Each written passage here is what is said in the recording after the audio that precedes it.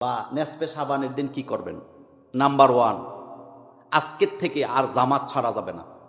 বলেন, এটা রমজানের প্রস্তুতি, এটা রমজানের কি জামাত আর এটা ট্রেনিং চলতেছে। 2 নাম্বার, নফল নামাজ বেশি বেশি করে করবেন, নফল নামাজ বেশি বেশি করে করবেন। 3 নাম্বার, তাওবা করবেন বেশি বেশি করে। 4 নাম্বার, কোরআন তেলাওয়াত বাড়ায় দিবেন। এখন থেকে কোরআন পড়া শুরু করবেন। অনেকে কয় হুজুর যদি এখন 30 পারা পড়ি আর 30 পারা যদি রমজানে পড়ি তাহলে সওয়াব তো এটাতে কম হইব এটাতে বেশি হইব। আমনের এই কুবুদ্ধি দিছে কেডা? এরকম বলে না?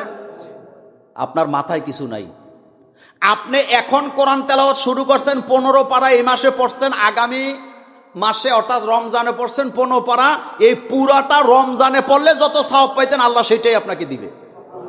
কারণ যেখানে যে শেষ করবেন ওই সময়ের সওয়াব তো আল্লাহ আপনাকে দিবে। বেতন আগে হয় না কাজ আগে হয়?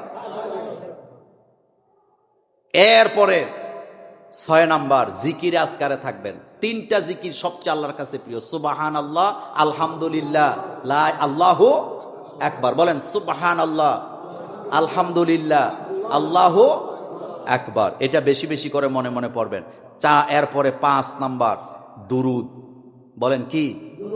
দুরুদ বেশি বেশি করে রাসূলের উপরে দুরুদ পড়বেন। যারা বেশি বেশি দুরুদ পড়বে তারা মৃত্যুর আগে রাসূলুল্লাহকে স্বপ্নে দেখবে, আর হাসরের মাঠে রাসূলুল্লাহর সুপারিশ তাদের নসিব হবে। এরপরে এই চাঁদের রাত্রিতে বেশি বেশি করে তাহাজ্জুদের নামাজ পড়বেন, এখন থেকে শুরু করে দিবেন। এরপরে 8 নাম্বার, সদাকা করবেন। কি করবেন? এ সদাকা মানে লাখ লাখ টাকা না, আপনি 1 টাকা 2 টাকা দিলেও এটা কি হবে? সদাকা হবে। এরপরে মৃত্যু ব্যক্তিদের জন্য দোয়া করবেন। এটা রাসূল দোয়া করতেন কবরবাসীর জন্য। বলেন, অন্তত সুযোগ পাইলে আব্বা আম্মা দাদা দাদির কবরের কাছে গিয়ে একটু দোয়া করে আসবেন। রাসূল নিজে এই চাঁদের নেসফে শাবানে জান্নাতুল বাকিতে গেছে, রাসূল দোয়া করছে। তার মানে বোঝা গেল এই দোয়া যেহেতু রাসূল করছে আমার জন্য জায়েজ আছে না নাই? অবশ্যই আছে, এটা করবেন। মা বাপের কবরের কাছে যে দোয়া করে আসবেন। এরপরে সর্বশেষ, রোজা রাখবেন এই চাঁদে, বেশি বেশি রোজা। তাইলে আগামী মাসেও রোজা রাখা যাবে। তবে এত বেশি রোজা আবার রাখা যাবে না যে আপনি অসুস্থ হয়ে গেছেন, রমজানে আর রোজা রাখতে পারতেছেন না। এখন আসেন, এই রাত্রিতে আমরা বর্জন করব কি? শবে বরাত। শবে বরাতে যেই কাজগুলো আমাদের জাতি হিসাবে করা উচিত না। নাম্বার 1, আতশবাজি, ফটকা, এগুলা করা যাবে না। বন্দুক ফুটায় না? খবরদার, আতশবাজি ফুটানো যাবে না। এরপরে 2 নাম্বার, মসজিদ, মাদ্রাসা, ঘর বাড়ি, এগুলাতে লাইটিং করা যাবে, দেখবেন এখনই করে ফেলবে। 3 নাম্বার, এই রাত্রিকে কেন্দ্র করে অপচয়, গরু জব করে খাওয়া। কি খাওয়া? মসজিদের মধ্যে বিরিয়ানি, নামাজ তো নাই, কিছু নাই, সব আইয়ে হেতে কুলি টুলি করে আইছে, একদিনও আইছে না গত 1 মাসে, এখন মসজিদে বসে আছে। আসলে নামাজের জন্য আসে নাই, তকদির ভাগ্যের জন্য আসে নাই, মূলত ওই প্যাকেটটার জন্যই আইছে। না খাবার বললাম না, প্যাকেট বলছি আমি। এরপরে 4 নাম্বার,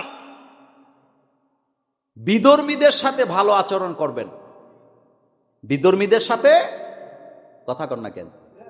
কি আচরণ করবেন? ভালো আচরণ করবেন। এরপরে খিচুড়ি, বিরিয়ানি, হালুয়া, রুটি এগুলা করে সময় নষ্ট করার কোনো দরকার নাই। দলে দলে মসজিদে যাওয়ার দরকার নাই, গোপনে গোপনে যাবেন, গোপনে গোপনে যাবেন। এই রাত্রে মেহমানদারি করা এটা বিদআত। এটা কি? বিদআত। এরপরে সর্বশেষ, এই রাত্রি উপলক্ষে